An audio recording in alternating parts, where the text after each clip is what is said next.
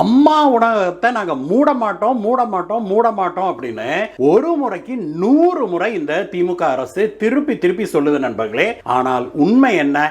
அந்த அம்மா உணவக திட்டத்தின் உயிர் நாடியவே, அந்த உயிரோட்டத்தையே இல்லாம பண்ணிட்டாங்க அப்படிங்கிறது நமக்கு தெரியும். அதற்கும் ஒரு படி மேல போய் அங்கங்க அம்மா உணவகங்கள் ஏதோ ஒரு காரணங்கள், பியூரோக்ராட்டிக் ரீசன்ஸ் சொல்லுவாங்க இல்லையா, அந்த மாதிரியான காரணங்களால செயல்படாம பூட்டப்பட்டு கிடக்கிறது நம்முடைய பார்வைக்கு ஒரு முறைக்கு பல முறை வந்திருக்குது.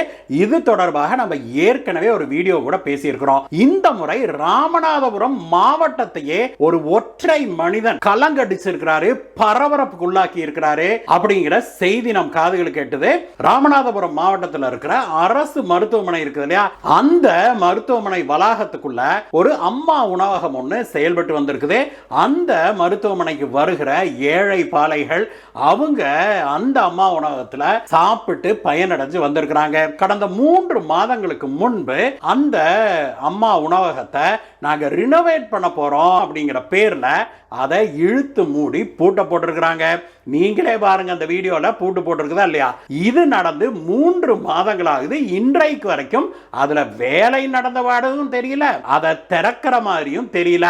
இதை கண்டு கொதித்தெழுந்த ஒரு தனி மனிதன், தனியொருவன் அப்படிங்கிற மாதிரி மணி அப்படிங்கிற ஒரு ஆக்டிவிஸ்ட் சில தினங்களுக்கு முன்பு ராமநாதபுரம் கலெக்டர் ஆபீஸ்க்கு முன்னாடி ஒரு பதாகை ஒன்றை ஏந்தியவாறு அவர் ஒரு தர்ணா போராட்டத்தில் ஈடுபட்டாரு. அவர் எழுப்பிய ஒற்றை கோரிக்கை இதுதான். இந்த அம்மா உணவகத்தை, அதுவும் ராமநாதபுரம் அரசு மருத்துவமனை வளாகத்துக்குள்ள இருக்கிற அந்த அம்மா உணவகத்தை உடனடியாக நீங்க திறக்க வேணும். அது இல்லாததுனால மருத்துவமனைக்கு வர்றாங்க இல்லையா பேஷண்ட்ஸ், அவங்க கூட அட்டெண்டர்லாம் வராங்க இல்லையா, சொந்த பந்தம் அட்டெண்டர்ஸ்லாம் வருவாங்க இல்லையா, அவங்களுக்கெல்லாம் உயிர் நாடியாக இருந்தது இது. இப்பொழுது அவங்களுக்கெல்லாம் உணவு கிடைக்காம பெரும் சிரமத்துக்கு உள்ளாகிறாங்க.